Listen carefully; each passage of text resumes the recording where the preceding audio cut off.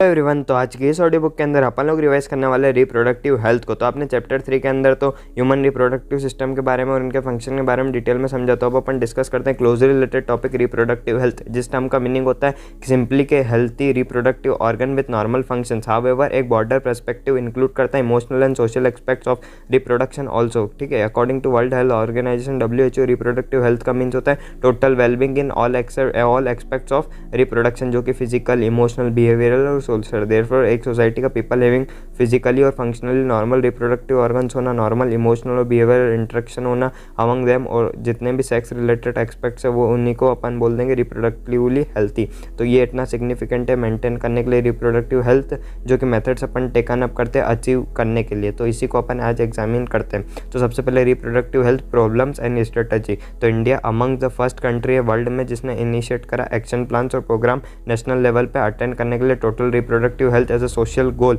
अब ये programme start हुआ था जिसको बोला था फैमिली प्लानिंग, जो कि इनिशिएट हुआ था 1951 के अंदर, जिसको पीरियडिकली असेस करा था ओवर पास्ट डिकेड्स। और इम्प्रूव जो प्रोग्राम है उसने क्या कवर करा, वाइडर रिप्रोडक्शन रिलेटेड एरियाज, और करंटली ऑपरेशन में है under the popular name reproductive and child health care RCH programmes के, जो अवेयरनेस कब फैलाती है पीपल पर वेरियस रिप्रोडक्शन रिलेटेड एक्सपर्ट्स के अंदर, प्रोवाइड करती फैसिलिटी सपोर्ट करने के लिए building up reproductively healthy society. और मेजर टास्क इसी प्रोग्राम के अंदर आ जाते हैं।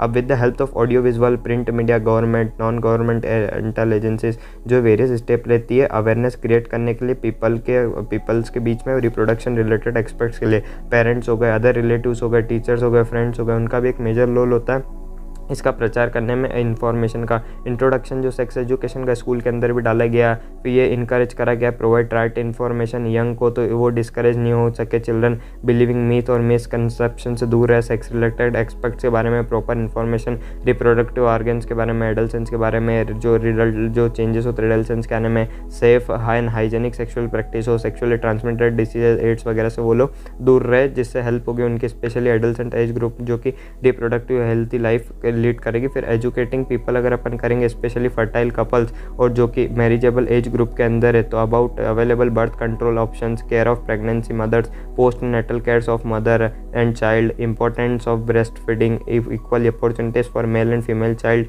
Would address important of bringing हम socially conscious healthy families of desired size. तो अपने को अवेयरनेस फैलानी इन प्रॉब्लम्स की, क्योंकि due to uncontrolled population growth, social evil जैसे कि sex abuse, sex related crimes वगैरह आजकल होने लग गए, तो इनको नीड टू भी क्रिएट के अनेबल करना पीपल को, के थिंक करना इसके बारे में, जो टेकअप करना है नेसेसरी स्टेप्स, तो ताकि इन सबको अपन प्रिवेंट कर सके। तो इसलिए अपने को बिल्ड करना है एक सोशली रिस्पॉन्सिबल और एक हेल्दी सोसाइटी। सक्सेसफुल इंप्लीमेंटेशन हुआ वेरियस एक्शन प्लान्स का अटेंड करने के लिए रिप्रोडक्टिव हेल्थ को, तो उसके लिए अपने को स्ट्रॉन्ग इंफ्रास्ट्रक्चरल फैसिलिटीज चाहिए, प्रोफेशनल एक्सपर्टीज चाहिए और मटेरियल सपोर्ट चाहिए। ये असेंशियल प्रोवाइड करने के लिए medical assistant, care to people in reproduction related problem जैसे कि डिलीवरी हो गई, प्रेगनेंसी हो गई, STDs हो गए, एबॉर्शंस हो गए, कॉन्ट्रासेप्शन, मेंस्ट्रुअल प्रॉब्लम, इनफर्टिलिटी वगैरह। अब इम्प्लीमेंटेशन में बेटर टेक्निक्स का और नई स्ट्रेटेजी का टाइम टू टाइम वो भी रिक्वायर्ड होता है मोर एफिशिएंटली एंड असिस्टेंट देने के लिए पीपल को। जो सेचुरेटरी बेन है अमीनो सिंथेसिस पर, जो कि सेक्स डिटर्मिनेशन लीगली चेक करके इंक्रीज कर सकता था मेनेंस, मतलब फीमेल का जो फीमेल फोर्टिसाइड का अंदर ही मतलब मार देते थे फीमेल्स वगैरह को।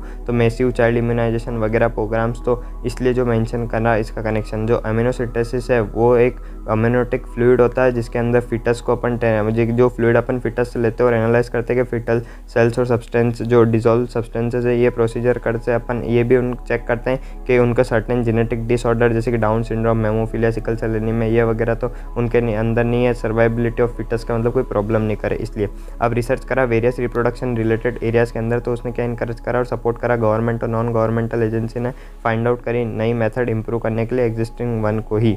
अब एक नई पिल डेवलप हुई, एक ओरल कॉन्ट्रासेप्टिव फीमेल के लिए सहेली, जो कि डेवलप करी साइंटिस्ट ने central drug research institute CDRI Lucknow के अंदर, जिससे कि better awareness about sex related matters हो जाए, इंक्रीज हो जाए number of medically assisted deliveries और बेटर पोस्ट नेटल केयर हो सके, जिससे लीड हो जाएगा डिक्रीज मैटरनल और इन्फेंट मोर्टेलिटी रेट का, और increase number of couples with small families और बेटर डिटेक्शन एंड क्योर हो सके STDs का, ओवरऑल इंक्रीज हो जाए medical facilities for all sex related problems etcetera, और ये सभी ऑल इंडिकेट करते हैं improved reproductive health of society. अब अपन बात करते हैं population stabilisation and birth control के बारे में। तो लास्ट सेंचुरी जिसमें ऑल राउंड डेवलपमेंट हुआ वेरियस फील्ड के अंदर, सिग्निफिकेंटली उसने क्या इंप्रूव कर दिया, quality of life of people. जो इंक्रीज हेल्थ फैसिलिटीज़ हो गई, तो बेटर लिविंग कंडीशन मिलने लग गई लोगों को, और उनको क्या हैड एन एक्सप्लोसिव इम्पैक्ट, जिससे क्या हुआ कि पॉपुलेशन बहुत ज़्यादा बढ़ गई। वर्ल्ड की पॉपुलेशन जो 2 बिलियन हुआ करती थी 1900 में, वो 6 बिलियन हो गए 2000 तक आना है, और 2011 तक तो 7.2 बिलियन हो गई है।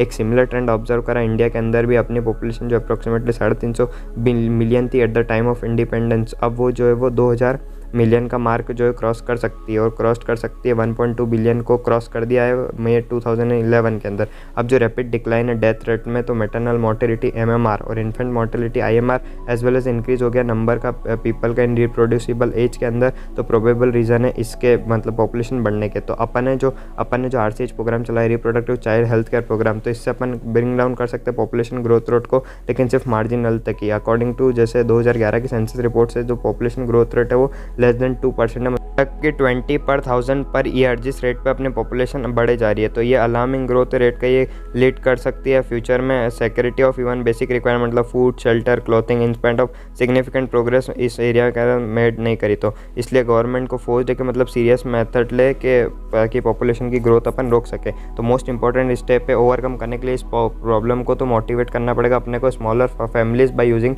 Various contraceptive methods. आपने ये देखा होगा कि advertisement media as well poster bills के अंदर के शोइंग दैट के वो बता रहा था हम दो हमारे दो वाला, मतलब 2 चिल्ड्रन विद स्लोगन हम दो हमारे दो, ठीक है। मैनी कपल्स मोस्टली जो यंग अर्बन वर्किंग वंस है उन्होंने तो अडॉप्ट कर लिया 1 चाइल्ड नॉर्म का। और सेचुरी जो रेजिंग मैरिजेबल एज का वो फीमेल की 18 थी, लेकिन अब तो 21 कर दी, और मेल्स की 21 ईयर्स थी। तो इस इंसेंटिव से जो कपल जो स्मॉल फैमिली के साथ है 2 मतलब मेजर ले लेके टेकन प्रॉब्लम, और ये डिस्क्राइब करते कॉमनली यूज अपन करे कॉन्ट्रासेप्टिव मेथड्स का, जो कि हेल्प करे अनवांटेड प्रेगनेंसीज को प्रिवेंट करने के लिए। एक आइडियल कॉन्ट्रासेप्टिव है वो मस्ट भी यूज़र फ्रेंडली होना चाहिए, इजीली अवेलेबल होना चाहिए, इफेक्टिव भी होना चाहिए, और रिवर्सिबल होना चाहिए, मतलब कोई साइड इफेक्ट उसका नहीं हो या फिर बहुत कम साइड इफेक्ट हो। तो इसका कोई इंटरफेयर नहीं होना चाहिए सेक्सुअल ड्राइव, डिजायर या फिर सेक्सुअल एक्ट ऑफ यूजर से। अब जो wide range of contraceptive methods वो प्रेजेंटली अवेलेबल है, जो कि ब्रॉडली ग्रुप 2 है इनटू फॉलोइंग कैटेगरीज। सबसे पहले नेचुरल ट्रेडिशनल के अंदर, फिर बैरियर, फिर IUDs, oral contraceptive, injectables, implant और सर्जिकल मेथड्स। तो ये अलग अलग मेथड्स है। तो सबसे पहले अपन बात करते हैं नेचुरल मेथड की, जो कि वर्क करती है principle of avoiding chances of ovum and sperm meeting, ठीक है। तो इसके अंदर क्या पीरियोडिक एब्स्टेंस, मतलब ये ऐसी मेथड है जिसके अंदर कपल्स को जो अवॉइड करना चाहिए, एब्स्टेंस करना चाहिए कोइटस 10 से 17 डेज के बीच में मेंस्ट्रुअल साइकिल के जब ओव्यूलेशन एक्सपेक्ट करे। तो इससे क्या होगा कि जो फर्टिलाइजेशन है इस पीरियड में बहुत ही हाई रहता है, तो इसलिए इसको फर्टाइल पीरियड भी बोलते हैं। तो इसलिए अपन अगर इस टाइम कोइटस नहीं करेंगे तो कॉन्सेप्शन हो जाएगा। फिर दूसरा है विड्रॉवल और कोइटस इंटरप्ट। ये अनदर मेथड है जिससे पार्टनर जो विड्रॉ कर ले उसका पेनिस वेजाइना से जस्ट बिफोर इजैकुलेशन। तो इससे क्या अवॉइड हो जाएगा इंसेमिनेशन। अगली जो है लैक्टेशनल एमेनोरिया, मतलब एब्सेंस ऑफ मेंस्ट्रुएशन। जब मदर ने रिसेंटली बर्थ बेबी को डिलीवर किया तो इस टाइम पे मेंस्ट्रुअल साइकिल ओवम की साइकिल नहीं चलती है। इस कारण से इस टाइम पे जो चाइल्ड फुल्ली मतलब मदर ब्रेस्ट फीड कर रही होती है, तो चांसेस जो होते हैं कॉन्सेप्शन के वो ऑलमोस्ट नील होते हैं। तो इस मेथड से अपन रिस्पेक्टिवली मतलब अपन मैक्सिमम जो 6 महीने तक इन मेथड्स का यूज़ कर सकते हैं फॉलोइंग पार्चुरेशन तो, ठीक है। तो इसके अंदर जो मेडिसिन और अपन कुछ भी चीज़ यूज़ नहीं कर रहे तो इनका साइड इफेक्ट्स भी ऑलमोस्ट नील है। चांसेस ऑफ फेलियर के चांस भी थोड़े से हाई हैं, ठीक है। फिर आप बैरियर मेथड्स के अंदर बात करते हैं तो ओवम और स्पर्म जो प्रिवेंट करते हैं फिजिकली मीटिंग से with the help of barriers. इसमें एक अवेलेबल है बोनोई के लिए मेल और फीमेल के लिए कॉन्डोम्स, जो कि बैरियर से 3 रबर लेटेक्स शीट के बने होते हैं, जो कि कवर करते हैं पेनिस को इन मेल या फिर वेजाइना और cervix in female just before coitus. So जो इजैकुलेटेड सीमेन है वो आइदर वो एंटर नहीं कर पाए फीमेल की रिप्रोडक्टिव ट्रेट के अंदर, जो कि प्रिवेंट कर लेता है कॉन्सेप्शन को। निरोध एक पॉपुलर ब्रांड है कॉन्डोम का, जो कि मेल के लिए बनाता है। यूज जो कॉन्डोम का इंक्रीज हो गया रिसेंट ईयर में, क्योंकि इसके एडिशनल बेनिफिट है, क्योंकि प्रोटेक्ट करता है यूज़र को सेक्सुअली ट्रांसमिटेड डिसीज़ वगैरह से, एड्स वगैरह से, STIs वगैरह से। दोनों ही जो मेल और फीमेल कॉन्डोम्स है वो डिस्पोजेबल होते हैं और इंसर्टेड सेल्फ से ही कर सकते हैं, इसलिए प्राइवेसी भी देता है यूज़र को। अब डायफ्राग्राम, सर्विकल कैप्स और वॉल्ट्स ये भी कुछ बैरियर्स है जो कि रबड़ के बने होते हैं, इन जो कि इंसर्ट होते हैं फीमेल रिप्रोडक्टिव ट्रैक्ट को कवर करने के लिए सर्विक्स को कोइटस के दौरान। ये प्रिवेंट करते हैं conception by blocking the entry of sperm through cervix, ठीक है। ये रीयूजेबल भी होते हैं और स्पर्मेटिसाइडल क्रीम्स, जेलीज, फोम्स का यूजुअली यूज़ करते हैं इन बैरियर्स के साथ में इंक्रीज करने के लिए कॉन्ट्रासेप्टिव इफिशिएंसी को। और अनादर एक इफेक्टिव एंड पॉपुलर मेथड है कि use of intrauterine devices IUDs, ये डिवाइसेस इंसर्ट होते हैं डॉक्टर्स या फिर एक्सपर्ट नर्सेस के द्वारा in the uterus through vagina. ठीक है, अभी जो इंट्रायूटेराइन डिवाइसेस है वो प्रेजेंटली अवेलेबल है नॉन मेडिकेटेड IUDs, लिपल लूप्स और कॉपर रिलीजिंग IUDs है CUT, CU7 और मल्टीलोड 357। ठीक है, तो जो नॉन मेडिकेटेड IUD है वो लिपल लूप है और कॉपर रिलीजिंग है CUT, CU7 और मल्टीलोड 375, और जो हार्मोनल रिलीजिंग है वो प्रोजेस्टेरॉन और LNG-20 है। ठीक है, हार्मोनल कौन सी है? प्रोजेस्टेरॉन और LNG-20। अब IUD जो है वो इंक्रीज कर देता है फेकोसाइटोसिस ऑफ स्पर्म को विद इन यूट्रस और क्या करता है, कॉपर आयंस का रिलीज करता है जिससे स्पर्म की जो मोटिलिटी वो सप्रेस हो जाए और फर्टिलाइजिंग कैपेसिटी भी सप्रेस हो रहा है। जो हार्मोन रिलीजिंग IUD है वो एडिशन में वो क्या करता है, यूट्रस को अनसुटेबल बना देता है इम्प्लांटेशन के लिए और सर्विक्स को होस्टिल करने के लिए स्पर्म्स को। अब जो IUDs है ना वो आइडियल कॉन्ट्रासेप्टिव है दोनों के लिए, फीमेल के लिए जिनको डिले करवानी प्रेगनेंसी या फिर चिल्ड्रन को स्पेस रखनी है 2 चिल्ड्रन के बीच में। ये मोस्ट वाइडली जो एक्सेप्टेड मेथड है कॉन्ट्रासेप्शन की इंडिया के अंदर। जो ओरल एडमिनिस्ट्रेशन है स्मॉल डोजेस का, इधर या तो प्रोजेस्टोजेंस का या फिर प्रोजेस्टोजन एस्ट्रोजन का कॉम्बिनेशन, वो अनदर कॉन्ट्रासेप्टिव मेथड है जो कि यूज़ करते फीमेल के द्वारा ये जो in the form of tablet, इसलिए पॉपुलरली इनको पिल्स मतलब बोल देता हूँ, टैबलेट के फॉर्म में होती है। तो पिल्स के जो टेकन करना रहता है for a period of 21 days starting briefly कब first 5 days of menstrual cycle के, आफ्टर गैप ऑफ 7 डेज जब मेंस्ट्रुएशन ऑकर हो रहा है तो उसको वापस रिपीट करना सेम पैटर्न के अंदर टिल जो फीमेल जो डिज़ायर करे प्रिवेंट कॉन्सेप्शन को। ठीक है, ये क्या करता है, इनिबिट कर देता है ओव्यूलेशन को और इम्प्लांटेशन को एज वेल एज अल्टर कर देता है क्वालिटी ऑफ सर्विकल म्यूकस को जो प्रिवेंट या फिर रिटार्ड करना है स्पर्म की एंट्री को। जो पिल्स है बहुत ही इफेक्टिव होते हैं, लेजर साइड इफेक्ट होते हैं और वेल एक्सेप्टेड होती है फीमेल से। सहेली एक न्यू ओरल कॉन्ट्रासेप्टिव है फीमेल जिसके अंदर नॉन स्टेरॉइडल प्रिपरेशन होती है जो कि वंस अ वीक पिल के नाम से भी जानी जाती है। बहुत ही कम साइड इफेक्ट होता है और हाई कॉन्ट्रासेप्टिव वैल्यू होती है। अब जो प्रोजेस्टोजन है वो अलोन या फिर इन कॉम्बिनेशन विद एस्ट्रोजन वो ऑल्सो जो फीमेल को इंजेक्शन की तरह या फिर इम्प्लांट अंडर स्किन की तरह यूज़ करते हैं। उनका मोड ऑफ एक्शन सिमिलर है, पिल की तरह ही वो इफेक्टिव रहते हैं पीरियड्स के मच लॉन्गर के लिए। ठीक है, एडमिनिस्ट्रेशन जो प्रोजेस्टोजेंस का या फिर प्रोजेस्टोजन एस्ट्रोजन का कॉम्बिनेशन में या फिर IUDs within 72 hours of coitus जो found very effective emergency contraceptive as they use to avoid possible pregnancy, क्योंकि जैसे रेप वगैरह हो गया या फिर कैजुअल अनप्रोटेक्टेड इंटरकोर्स वगैरह हो गया है। तो अब जो सर्जिकल मेथड्स है उनको बोलते हैं अपन स्टेरिलाइजेशन, जिसके अंदर जनरली एडवाइस करते हैं मेल और फीमेल पार्टनर का टर्मिनल मेथड है to prevent any more pregnancies. ठीक, अब ये जो सर्जिकल इंटरवेंशन हो रहा है तो ये क्या करता है, ब्लॉक कर देता है गैमेट ट्रांसपोर्ट को और प्रिवेंट करता है कॉन्सेप्शन को। स्टेरिलाइजेशन एक प्रोसेस है मेल के अंदर जिसको अपन बोलते हैं वेसेक्टॉमी और फीमेल के अंदर इसको बोलते हैं ट्यूबेक्टॉमी। तो वेसेक्टॉमी के अंदर जो स्मॉल पार्ट है वेस्ट डिफरेंस का उसको रिमूव करके टाई कर देते हैं और एक small incision on the scrotum, जबकि ट्यूबेक्टॉमी के अंदर जो एक स्मॉल पार्ट जो फेलोपियन ट्यूब का उसको रिमूव कर देते हैं या फिर टाइट कर देते हैं एक स्मॉल इंसेशन लगा के एब्डोमेन या फिर थ्रू वेजाइना। ठीक है, ये टेक्निक हाईली इफेक्टिव है लेकिन रिवर्सिबिलिटी बहुत ही ज़्यादा मुश्किल है इसके वापस आना। ठीक है, ये नीड कर एम्फेसिस जो सिलेक्शन है सुटेबल कॉन्ट्रासेप्टिव मेथड का, उसका यूज़ ऑलवेज जो अंडरटेकन है consultation with qualified medical profession के उसमें ही लेना चाहिए। एक आपको ये चीज़ रिमेंबर करना चाहिए, contraceptive are not regular requirements for the maintenance of reproductive health, जबकि इनको प्रैक्टिस करना चाहिए अगेंस्ट एक natural reproductive health like conception या फिर प्रेगनेंसी के। अगर वन फोर्स्ड करता है इस मेथड को यूज़ करने के लिए, प्रिवेंट प्रेगनेंसी करने के लिए, डिले करने के लिए, स्पेस प्रेगनेंसी करने के लिए due to personal reason, no doubt है कि जो वाइड स्प्रेड यूज़ है इन मेथड्स का, इनके पास सिग्निफिकेंट रोल है इन checking uncontrolled growth of population. ठीक है, तो इनके कुछ पॉसिबल साइड इफेक्ट्स भी हो सकते हैं जैसे nausea, abdominal pain, back through bleeding, irregular menstrual bleeding और इवन ब्रेस्ट कैंसर भी। ये बहुत सिग्निफिकेंट है तो ये इसको अपन टोटली इग्नोर नहीं कर सकते। अपन बात करते हैं medical termination of pregnancy MTP। तो इंटेंशनली वॉलेंटरी जो टर्मिनेशन है प्रेगनेंसी का वो फुल टर्म इसको बोल देते हैं अपन मेडिकल टर्मिनेशन ऑफ प्रेगनेंसी या फिर इंड्यूस्ड एबॉर्शन। नियरली 45 से 50 मिलियन MTPs परफॉर्म होते हैं हर साल ऑल ओवर द वर्ल्ड में, जिससे 1 आउट ऑफ 5 जो total number of conceived pregnancy in the year होती है।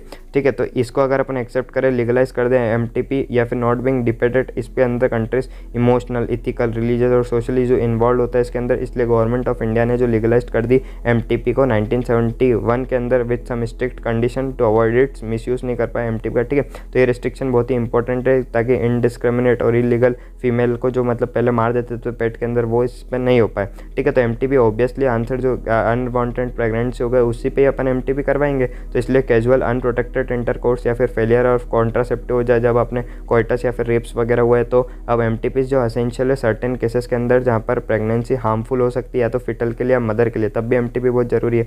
MTP रिलेटिवली सेफ मानी जाती है फर्स्ट ट्राइमेस्टर जो कि बोले 12 वीक्स ऑफ प्रेगनेंसी तक। सेकंड ट्राइमेस्टर अबॉर्शन जो मच मोर रिस्कियर हो जाता है। एक डिस्टर्बिंग ट्रेंड ऑब्जर्व करा है कि मेजोरिटी जो MTP से वो परफॉर्म होती है इलीगली बाय अनक्वालिफाइड क्वैक्स, जो कि अनसेफ ही नहीं, जो कि फर्टल मतलब जिससे आपकी जान भी जा सकती है, इसलिए हमेशा प्रोफेशनल डॉक्टर से ही कराएं। अनदर जो डेंजरस ट्रेंड है वो misuse of amniocentesis to determine sex of unborn child, ठीक है। फ्रिक्वेंटली अगर फिटस जो फाउंड होता है फीमेल के लिए, तो अगर फॉलो करा MTP तो टोटली अगेंस्ट हो जाएगा, इलीगल एक्टिविटीज़ हो जाएगी। इस टाइप की प्रैक्टिसेस को अवॉइड करने के लिए डेंजरस है दोनों ही, जो यंग मदर के लिए फिटस के लिए। तो इफेक्टिव काउंसलिंग नीड है, अवॉइड अनप्रोटेक्टेड कोइटस और रिस्क फैक्टर जो इन्वॉल्व होते हैं इन इलीगल एबॉर्शंस के अंदर, as well as providing more health care facility जो जिससे कि रिवर्स हो सके, मेंशन हो सके अनहेल्दी ट्रेंड। ये NCERT के अंदर एक येलो बॉक्स दिया हुआ है, उसको मैं आपको बता रहा हूँ। तो देखो, medical termination of pregnancy act amendment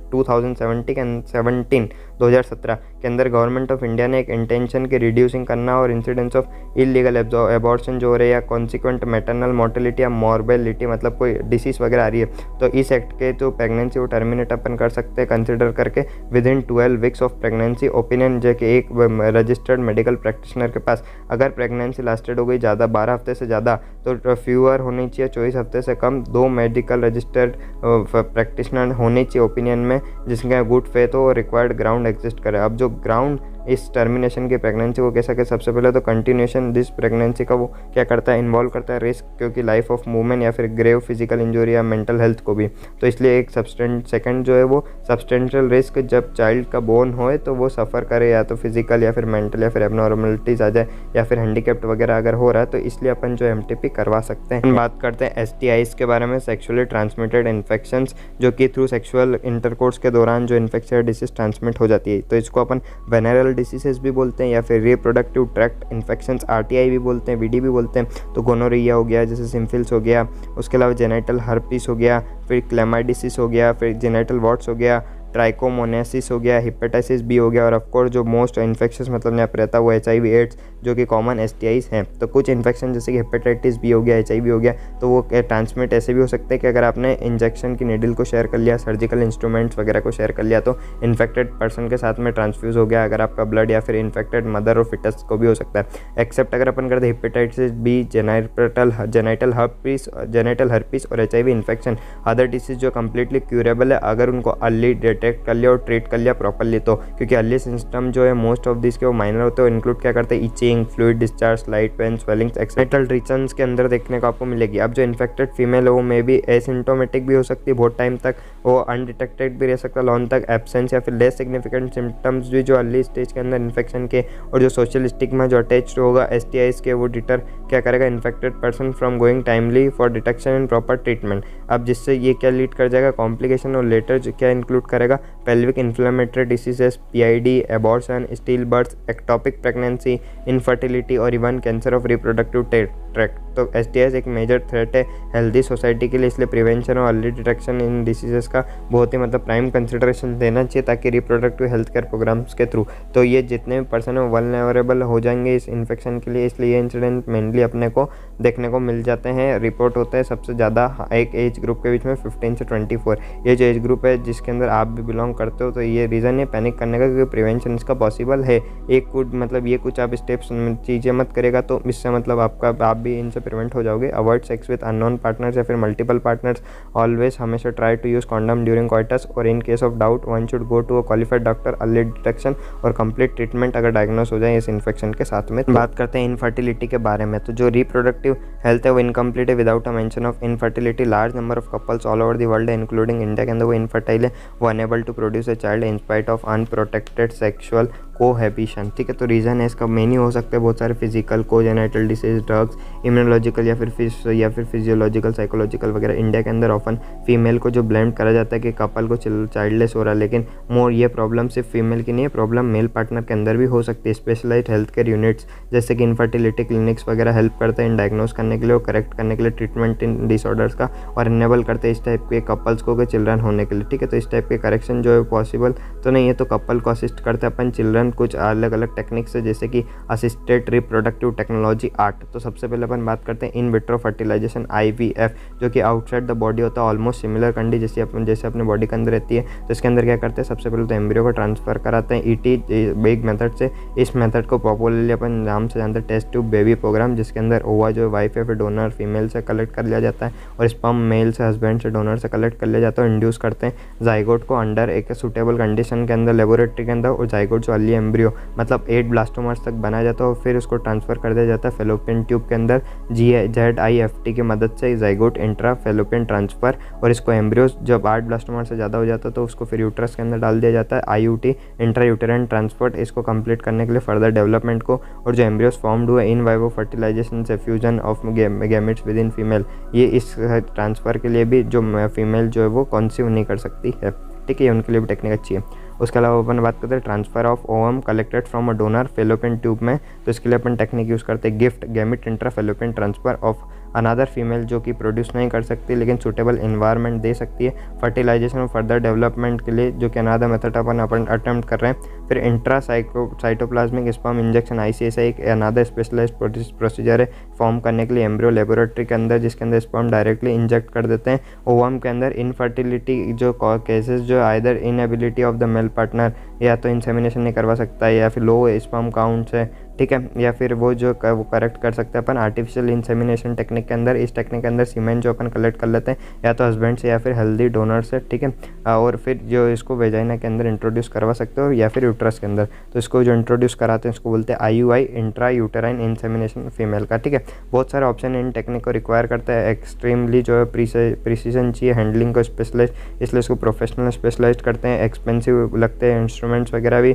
इसलिए ये फैसिलिटीज़ प्रेजेंटली बहुत ही फ्यू सेंटर ही अपने इंडिया में बहुत ज़्यादा भी नहीं है। ऑब्वियसली बेनिफिट्स जो अफोर्डेबल है बट बहुत लिमिटेड नंबर ऑफ पीपल ले पता है कि महंगी चीज़ें है वगैरह। फिर इमोशनल रिलीजियस सोशल फैसिलिटीज़ भी डिटरेंस करती है एडॉप्शन ऑफ दिस मेथड्स। फिर जो अल्टीमेटली एम है प्रोसीजर का तो हैव चिल्ड्रन, तो इंडिया में पहले ही बहुत सारे ऑर्फेंड है, डेस्टिट्यूट चिल्ड्रन है जो कि प्रोबेबली सर्वाइव नहीं कर पाते, ठीक है, उनके कोई केयर करने वाला नहीं है, मैच्योरिटी तक भी नहीं रह पाते, तो इसलिए अपना लॉ जो है परमिट करता लीगल एडॉप्शन को। और yes that one best method है, अगर कपल को अगर पेरेंटहुड करना है तो कोई भी अनाथ आश्रम वगैरह कोई अच्छा सा बच्चा आप लेके आओ और उसकी आप देखभाल करो ताकि वो उनकी केयर हो सके, ठीक है।